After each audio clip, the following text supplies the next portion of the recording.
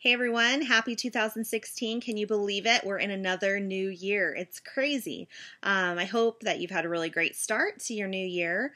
I wanted to share just a little bit about something that I like to do at the beginning of the new year. And I know some people are really into New Year's resolutions, or maybe you can't stand those, or you're just impartial. For me, I really like to take time to pray for a word or a phrase, an encouragement to myself for the upcoming year.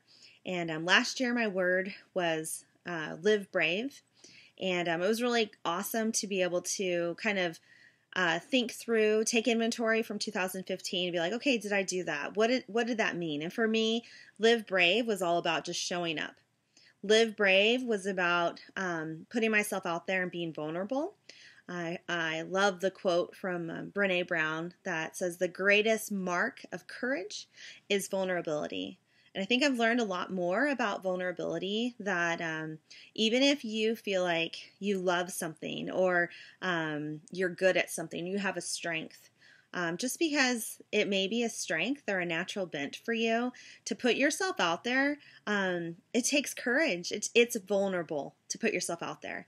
It's vulnerable to begin to dream big for your life, or to pursue a passion, or to have a vision for something. It's vulnerable. For some of you, you're bloggers, and to write, for me, like writing or doing a video, like it's super vulnerable. But you know what? I'm going to live brave. I got my Live Brave shirt on, my giving key that says brave. And these are all reminders to me. Like when I feel nervous or I feel out of my comfort zone, I remind myself like, no, I'm going to live brave. It's a choice. I don't have to wait till I have it all perfectly put together. That's never going to happen. So I'm going to show up today and live brave. I do not want to self-sabotage myself and quit before I even begin. So 2015 for me was all about how will I live brave, and how I encourage others to live brave.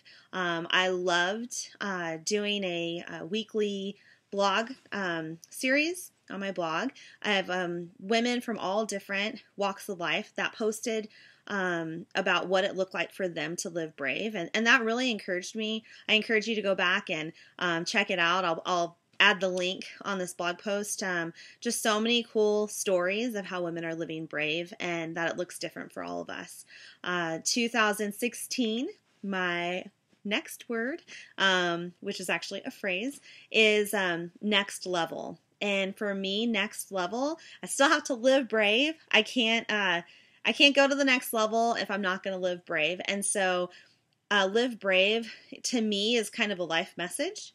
And next level to me is, yes, I'm going to show up, but how can I be intentional? I made some areas, or I can look back and see some growth. How can I be even more intentional in that? How can I pursue those things greater? How can I dream bigger? How can I take my business to the next level, or areas of getting healthy for myself? How can I go to the next level? And I recently joined a gym, as I'm sure like hundreds of thousands of people across the United States have also joined a gym. I know it's nothing new, but for me, it was like I had to live brave to do it. I went and did one of those free sample classes with Orange Theory. Super intimidating to me. But you know, I'm like, you know what? I'm going to live brave. I even thought about wearing my Live Brave shirt to the gym, but I'm like, oh, I don't really want to get all sweaty. So I didn't do that. But I showed up, and then I did it. And then I decided, you know what? I'm going to invest in my health, and I want to get, it's not just about losing weight. Like I want to be healthy physically and emotionally and spiritually. I want to take care of myself, and how can I take that to the next level? So that's just an area of physical. Another area for me is relationships and friendships. It's really thinking about what kind of people that I desire to surround myself with.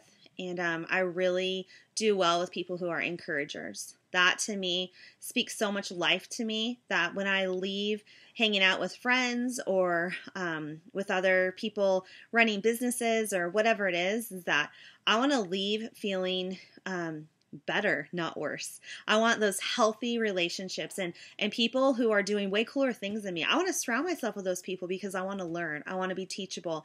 I want to ask good questions. Or even in the areas of motherhood, like I'm like, I want to learn from other moms and not be afraid to be like, yeah, I don't know. To have friends that you can share real things with and be like, yeah, we had, continual meltdowns at our house today, or this happened. Like, what do you do about that? And for me, 2015, I had a group of girls that we met every week for a small group. We were going through a book together and just talking, but then it became less about the book and more about just sharing life and sharing real things. And so to be able to look at one another and be like, yeah, my day was really hard. And my kids had meltdowns and I felt like I yelled and I didn't keep my cool the way I wanted to. And that is so life-giving and so important for us as moms to have that type of support system, or to be able to look one another and say like, okay, what do you need? What do you need from me? How can I be an encouragement for you? And so even in that, in those friendships and relationships, like how can they go to the next level? How can I grow in that? How can I be a better friend? How can I be a better mom? How can I grow in my business? How can I take care of myself? And so those are kind of mine. I feel like they go together.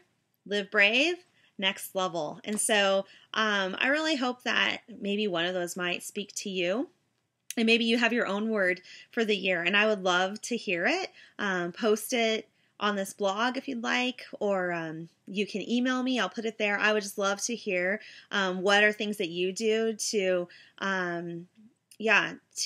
be motivated or to have a vision or whatever it is. Because I feel like when we can learn from one another, we're so much better. And I know I love hearing from my friends of asking like, what's your word for the year? And one of my really good friends, she said her word for this year is be still. She's like, I don't really like that. I don't really want that. That doesn't sound exciting. But she knew for her this year is about being still. That it's not adding on all these extra busy things that she doesn't find significance in what she does, but it's learning to be still. And I love that. And that encourages me because I can grow in that area too. So I hope that 2016 will be an awesome year for you, one of growth, one of intentionality, just enjoying whatever season you're in right now. And I encourage you to live brave. And maybe there are one or two areas that you might think about how you could take to the next level. So, I hope to talk again. I would love to hear from you. And until next time, see you later. Bye.